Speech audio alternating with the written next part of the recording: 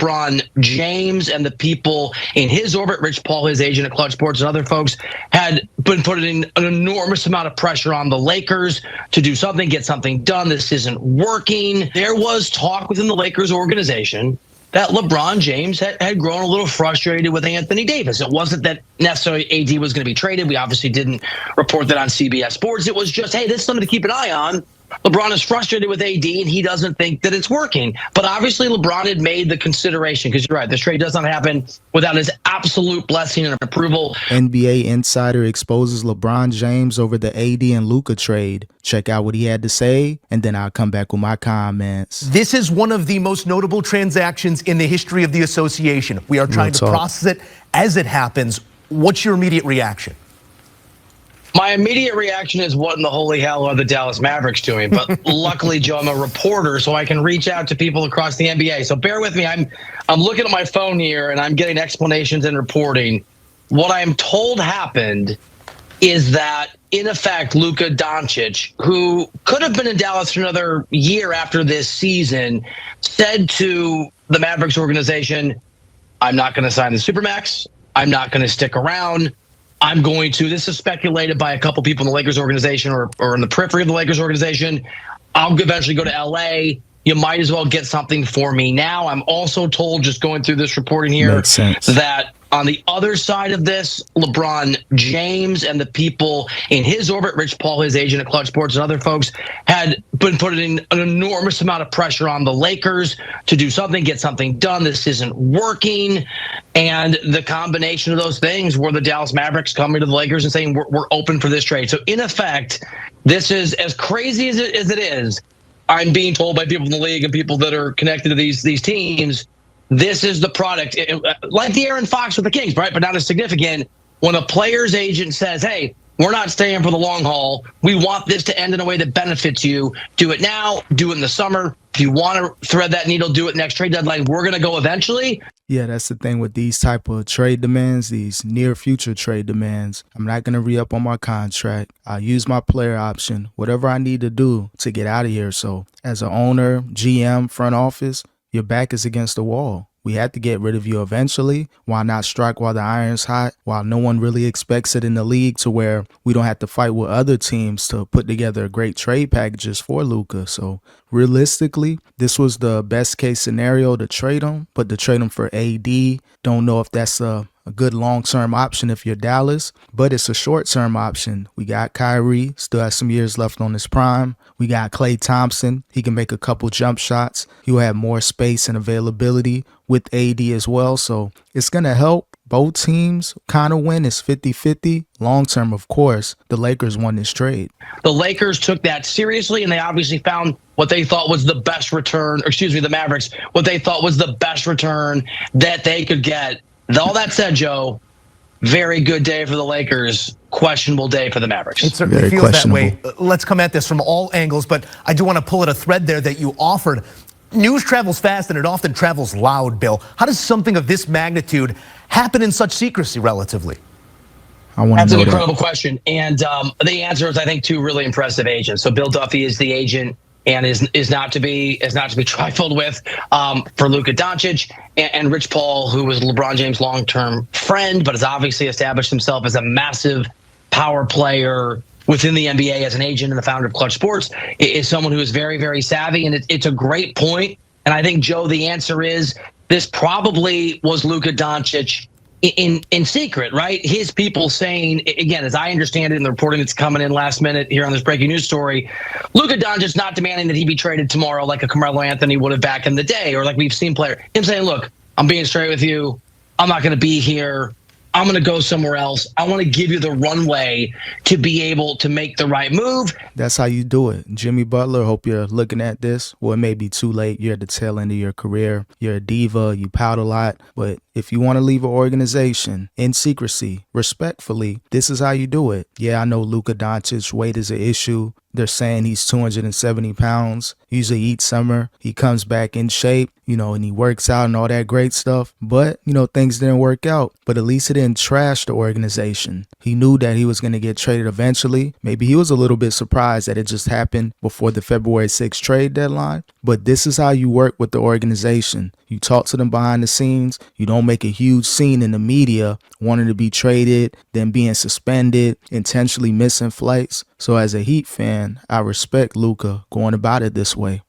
So Dallas obviously has to keep it quiet. And remember, Rich Paul, obviously the agent of Anthony Davis. So there are some ways to back channel this with another savvy agent who can make it work. Certainly so. And this is such a massive piece of news here out of the NBA on the surface. Again, Luka Doncic, the Los Angeles Lakers, Anthony Davis, a Dallas Maverick. Bill, as we look at the makeup of those two teams now, and you alluded to it earlier, this does not happen without the blessing of LeBron James and the apparatus that he holds up and the apparatus behind him as well. He made this trade happen. When you look at this move in a vacuum through the eyes of LeBron James, I know this is the bubble championship, but is this admission that the AD relationship never clicked in the way that they hoped it would?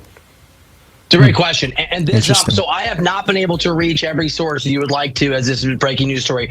So, Joe, I'm going to tell you something that was true a year ago, but I think it is pertinent now. And I remember I talked to I think to you about this on CBS Sports HQ last year at the trade deadline, and Lakers fans got very angry. But at the time, there was talk within the Lakers organization that LeBron James had grown a little frustrated with Anthony Davis. It wasn't that necessarily AD was going to be traded. We obviously didn't report that on CBS Sports. It was just, hey, this is something to keep an eye on. LeBron is frustrated with AD, and he doesn't think that it's working. And that's because LeBron has very, very high expectations. And you fast forward a year later, obviously that reporting, really that information from Lakers sources was accurate. This was probably a slow boil, Joe, and it's always hard to know with LeBron James. I've covered the guy. We've all watched him for years. Amazing player.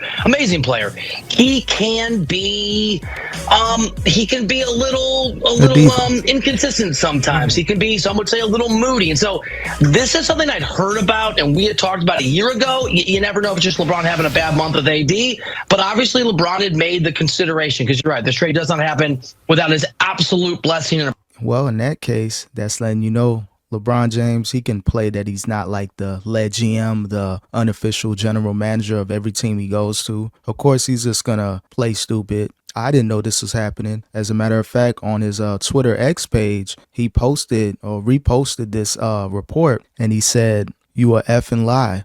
So he's basically calling this reporter a lie, saying that him and AD had issues and, it was time for AD to go, like it wasn't working. So he's putting this stuff out there. LeBron, he's, refuting it. This wasn't the truth. I didn't have any issues with AD, but it makes sense. Think about it. AD's always hurt. Every other game, you don't know if he's going to be injured or not. So it makes sense to try to get rid of AD. And if you had a chance to get Luka, why not trade AD, Max Christie, and a first-round pick to Dallas and get your star, Luka Doncic, for the next 10 years? This is all in preparation to LeBron James' retirement. So, of course, why not, ride out to the sunset? He always wanted to play with Luka. So regardless of what LeBron James says, and he may deny it, that he had no knowledge of this. I think you had knowledge that a trade was going to happen and it had to involve AD. Maybe to this capacity, I can see it being a surprise, but you knew that there was rumblings. Rich Paul, he put pressure on the Lakers to make a trade. You put pressure on the Lakers to make a trade, and you had to do what you had to do. Get rid of your best friend, AD, and, prepare for the future with Luka Doncic. Approval. LeBron had clearly made the determination that his window is longer than just this season, because Luka's injured but coming back, that he doesn't have the pieces to win in this window, whatever he thinks it is the next year or two, and the new CBA makes it much more restrictive. There wasn't going to be the easy opportunity to go and get a big name because of some of the limitations. And so I think you're right. We're speculating here to a degree. I mean, I've got some reporting here that suggests from people that LeBron certainly was involved, but this follows a pattern where LeBron wants to win championships. It doesn't matter if he's 26 or he's 40 years old.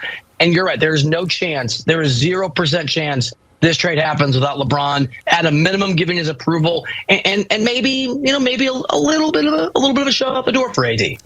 Of course, we all know LeBron has something to do with this. And again, he's just going to go on this media campaign. I'm sure these pregame and postgame interviews, they're going to be very insightful as far as what really happened. But of course, he can never give his full truth because he doesn't want to be known as that guy that gets rid of players by any means. We've seen it when he came back to Cleveland. We've seen it in his years in Miami. You got to build a team around LeBron James. So this is a heck of a build for the Lakers, a rebuild, but still on course to make some moves and could do some things in the playoffs with Luka, LeBron, You got Kleber, he's on here as well. So you got another big. They're gonna have to get another center. So maybe you go after Dwight Howard. Maybe you look at Hassan Whiteside. Those are some serviceable centers to where they're not in the league. Don't have to worry about paying them a lot of money. Don't have to make a trade. You got some potential free agents out there from the center position, experienced centers that can help the Lakers. So it's gonna be interesting to see what else they do, what other moves they make to kind of bolster this roster. There is a 2-year leash on that contract still for Luka Doncic, perhaps aligned with the runway left for King James, but likely to be a deal there as well. Luka now in LA. Let's take it to the court. I know so much on the periphery here and reporting to be done, but when you imagine this thing on the court, this is LA losing their paint presence, all those rebounds, the scoring obviously supplemented here by a healthy Doncic that we hope is returning here in the not too distant future. What does it look like on court when you envision Luka's LA? Real good for the Los Angeles Lakers. Look, I've spent the year on the Beyond the Arc podcast and here on CBS Sports HQ saying the Lakers had no chance to win a championship. I would like to hope that those Lakers fans out there will give me a pass, Joe. This is the look. Let's say that Luka's healthy, right? He's coming back soon. It's a championship level team. Luka Doncic just led, along with Kyrie Irving, the Dallas Mavericks to an NBA Finals last year. With all respect to Irving, I know he's a great player. Even at 40, LeBron he's a better basketball player. He just is. Luka is good enough to carry your team if you have Justin Peterson around him all the way or almost all the way in the playoffs. That is an absolute fact. LeBron James is more than just some pieces. He's obviously one of the greatest players in the history of the sport. He still puts up remarkable numbers. He's got an incredible basketball IQ. Luka has a huge usage rate and has the ball in his hands a lot. So this takes a lot of the ball handling problems off of LeBron. It takes some of the wear and tear off LeBron. I mean, on every level, it is dynamic. It is excellent. Maybe there's some questions on defense. I think that's a legitimate concern. AD, defensive player of the year level guy. Luka Doncic is not. But what you get in return offensively from Luka this year and in the years ahead, but just this year, yes, I think if Luka's healthy, look, it takes time for stars to coalesce. Sometimes this usually happens in the summer, and it doesn't work. Sometimes till November, January, even we've seen February. So maybe this takes a minute and it's next year. But if it clicks right away, they're not the Oklahoma City Thunder. But, man, you might vault them into that second tier if Luka's out there with LeBron James. Yeah, it all depends on Luka's availability. Maybe he can try to get in better game shape and make a real run and see what they can do. Not sure if they can win a championship this season, but it was an even fair trade-off. They lost a lot of defense, but gained a lot of offense. You lost a player that can give you 25 points per game, and you're getting a player that can give you 30 points per game, that can make those game-winning shots, that can take a lot of pressure off LeBron James, initiating the offense. So, they got the Austin Reeves as the playmaker, but they got the Luka Doncic at that point guard position. I think they're going to have a solid roster, but again, you're going to have to add more defense, find another center on the open market, maybe Kessler Walker. They try to make a play for him. So it may not be fully over with the Lakers, but are you willing to give up an Austin Reeves to get better? Are you willing to pair him up or do a separate trade with Rui? You lost your first round pick, but maybe they can get some second round picks in a trade and try to make some moves, take an expiring contract and see if you can make another play there. But overall, again, it's a 50-50 trade. AD got his wish. He'll get to play at the power forward position. Lively will be the center, and they got another center on that team as well. So AD, he should be good. This is a win-now situation for the Mavericks. And again, for the Lakers, they're just preparing for the LeBron James retirement. Will LeBron James get randomly traded to the Warriors? Who knows at this point? This has been one of the greatest trades in NBA history, just as far as from the shocking standpoint. No one expected this but Rich Paul and LeBron James. The trade deadline not too far off. LA and Dallas wasting no time dealing here. Luka Doncic's stardom requires no context. He could go anywhere and he's going to be Luka Doncic, but anything in LA is always amplified. I'm not going to put you on the spot and ask you if this is LeBron's most talented teammate, because there's been quite a few of them, but this is up there. This is near the top of the list. You can ask me. Where does he situate amongst LeBron's greatest teammates, Phil? I'll put myself on the spot. All right, so I covered that Heat team, so I apologize to Dwayne Wade, but he's more talented than Dwayne Wade, which has got to hurt because they lost that finals to the Mavs back in the day, even though Luka wasn't there. I mean, the other answer is probably Kyrie Irving, and Kyrie's amazing. Kyrie's amazing. Luka is the best player on the Dallas Mavericks until about an hour ago or less, whenever this trade goes through. So I think, yes, We'll see what kind of fit it is, right? We'll see the version of LeBron we have really next year and the year after at 41 and 42. But this is, I think, the most talented teammate that LeBron James has ever had. And I think the reason, in part, Luka is probably deciding to be a Laker is he has never won an MVP. He hasn't come particularly close to the level that he plays.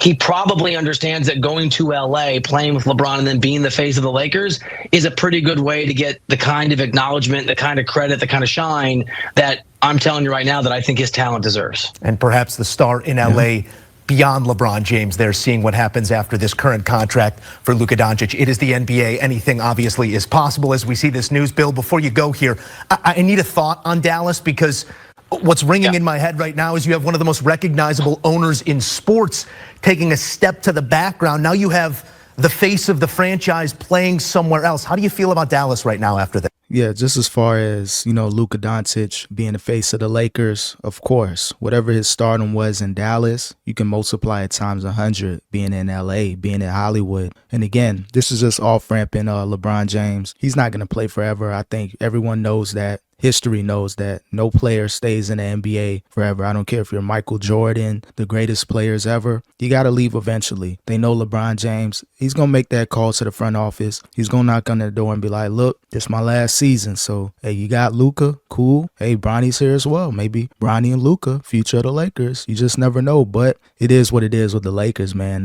They had to make a play, and they definitely got set up for the next 10 years in a good way. This. Not great. I don't know where Avery Johnson is, but Avery, I'm sorry. I know it's a painful moment. So here's the thing. In a vacuum, Joe, I think my reaction, I think it sounds like your reaction, the reaction of people around the NBA, I think the immediate reaction was, what are the Mavericks doing? But you take a breath and you realize that it certainly sounds like, when I'm hearing that Luka Doncic had given this organization a heads up, it's an ultimatum, but it's also, I think, an opportunity to at least get something in return. I don't know what is better out there to bring back, even in the next year, Joe, than Anthony Davis. I think he's 31 years old, obviously. There are some questions about whether he can be the best player in a championship level team, but there's no questions about whether he should be able to do that. Kyrie Irving is still there, is massively talented. It's not as if Anthony Davis is being traded to a team that has absolutely no talent. There is talent on this roster. So I think in the context of why this had to happen, it's about the best you can do. It doesn't change the fact that this is a huge loss. A generational player is leaving. A 25-year-old generational player is leaving for the Mavericks. Context, aside, I think not a great day for the Mavs. Yeah, just overall, just off face value, it looks weird, but it could work out for the Mavs. Again, they're in win-now territory. You got a new three-headed monster with AD, Kyrie, Klay Thompson. Again, we've seen what Klay Thompson can do when he gets hot, and then having AD still being able to draw a double team from time to time. Kyrie, when he's cooking, you got to keep pretty much the whole team on him. So Klay Thompson, he's still going to get those wide open shots as long as he can make a jump shot, especially when it counts in the playoffs. You got AD there if he doesn't get injured. Same with Kyrie. They're going to be a little force in the Western Conference. So we'll see what happens moving forward with the Lakers and the Mavs and which team will win a championship first.